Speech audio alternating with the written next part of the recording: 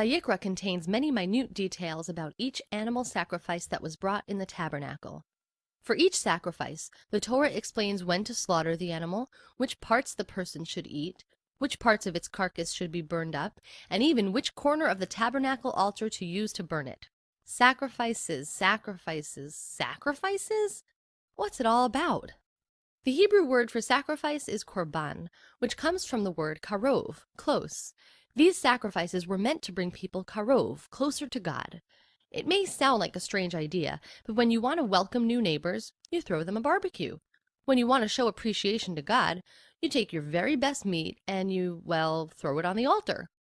And especially when you're in the desert and food is scarce, that's really giving it up for God. You'll notice many different occasions on which people brought sacrifices, times when we might want some extra spiritual closeness to God, happy times, trying times, times when we've sinned, times when we've made mistakes. There's a special sacrifice when someone sins individually, and a separate one if the community makes a mistake as a group.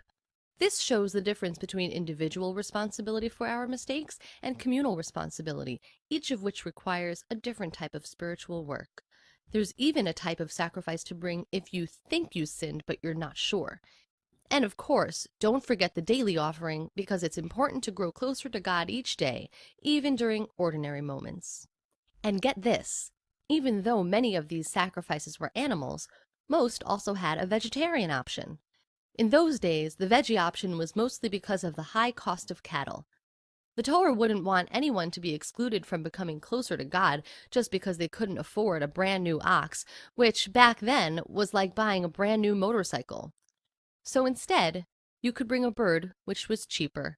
And if you couldn't afford a new bird, or didn't want to give an animal at all, then you could bring an offering of grain. Almost anything done with the proper intentions could bring a person closer to God.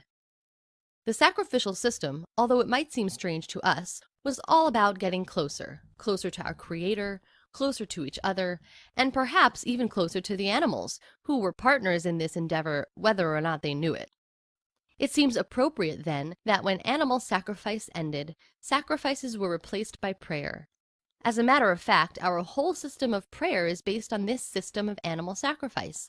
Jews pray 3 times per day, morning, afternoon, and night, because there were daily offerings in the morning, afternoon, and night. We have special prayers for thanks and for holidays, which correspond to the sacrifices for those occasions. But back in biblical times, if God had given instructions to pray, people would have thought that was crazy. Just like today, we think that animal sacrifice is a little unusual. So does God really need all those animals? No. God wants to give us a tangible way to show our dedication and to mark our spiritual growth. Later in Jewish history, prophets like Hosea remind us that it's not about just burning and eating animals, it's about the feeling behind it. God wants us to look inside every day, especially during difficult times or when celebrating an accomplishment. Those are the moments for Korban, closeness to the divine. Nowadays, we can all take the veggie option and sing out in prayer.